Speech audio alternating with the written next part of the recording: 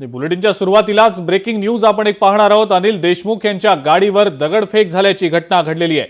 सभा आटपून परत येताना ही दगडफेक झाल्याची माहिती मिळतेय। या दगडफेकी दरम्यान अनिल देशमुख गंभीर जखमी झाल्याचं समजतंय। उपचारांसाठी अनिल देशमुख यांना रुग्णालयात हलवण्यात आलेलं आहे। या आत्ताची अत्यंत महत्त्वाची मोठी बातमी आपण सध्या पाहतो आहोत। अनिल देशमुख यांच्या गाडीवर दगडफेक झाल्याचा प्रकार घडलेला आहे। सभा आटपून परतताना ही दगडफेक झाल्याची माहिती समोर येतेय। या दगडफेकीमध्ये अनिल देशमुख जखमी झाल्याचं समजतंय। दगडफेक नेमकी कोणी केली, या मागे नेमकं कोण आहे याची प्राथमिक माहिती अद्याप समोर आलेली नाही। मात्र सध्या अनिल देशमुखांना रुग्णालयात उपचारांसाठी दाखल करण्यात आल्याचं समजतंय।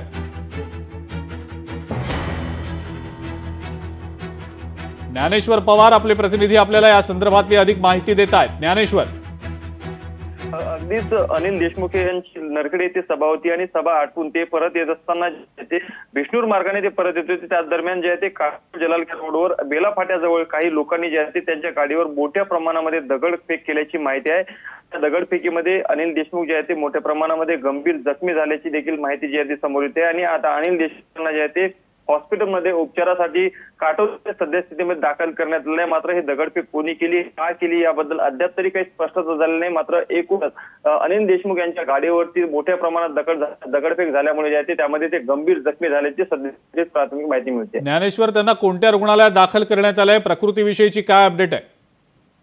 अगदीच त्याबद्दलही अद्यापही कोणती माहिती समोर आलेली नाही। मात्र काटोल येथे त्यांना सध्या तात्काळ मध्ये जे आहे ते त्या ठिकाणी जे आहे ते उपचारासाठी पाठवण्यात आलेलं आहे। मात्र ते अति गंभीर जर असतील त्यांना नागपूरमध्ये देखील आणलं जाऊ शकतं। मात्र अद्याप तरी त्याबद्दल काही स्पष्टता करण्यात आलेली नाही। मात्र गंभीर जखमी जे आहे ते या दगडफेकीमध्ये अनिल देशमुख झालेले आहेत अशा पद्धतीची माहिती जी आहे समोर येते आहे।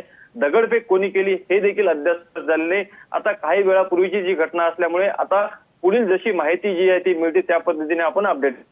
ज्ञानेश्वर, कुठे त्यांची सभा झालेली होती, सभा कुठून आटपून ते परत येत होते, काय नेमकी त्याबद्दलची माहिती आहे? काटोल मतदारसंघामधील नरखेड येथे त्यांची सभा होती। आज शेवटची सांगता सभा होती आणि ती आटपूनच ते परत येत असताना जे आहे ते 3 खेडा बिष्णूर या मार्गाने ते परत येत होते। त्याच दरम्यान जे आहे ते काटोल आणि जलालखेडा या रोडवरील बेल फाट्याजवळ जे आहे ते काही लोक त्या ठिकाणी उभे होते अशी माहिती येत आहे आणि त्या लोकांनी अचानकपणे अनिल देशमुख यांच्या गाडीवरती जे आहे ते दगडफेक सुरू केली आणि या दगडफेकीमध्ये अनिल देशमुख हे जे आहे ते मोठे जखमी झाले आणि त्याचमुळे त्यांना आता जे आहे ते हॉस्पिटलमध्ये उपचारासाठी रवाना करण्यात आले। ज्ञानेश्वर, या सगळ्या हल्ला प्रकारानंतर आता काटोल मधली परिस्थिती नेमकी कशी आहे?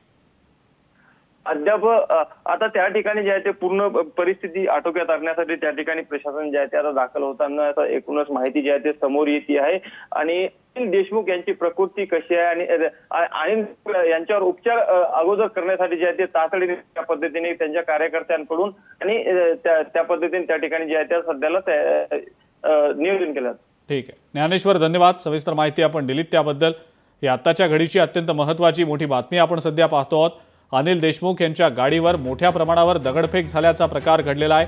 अनिल देशमुख आपली सांगता सभा आटपून परतत असताना ही दगडफेक झाल्याची माहिती मिळतेय। सध्या त्यांची प्रकृती गंभीर असल्याचं समजतंय। त्यांना एका रुग्णालयात उपचारांसाठी दाखल करण्यात आल्याची माहिती मिळतेय। हा हल्ला नेमका कोणी केला, काय नेमकं यामागचं कारण होतं याबद्दलची माहिती अद्याप समोर आलेली नाही।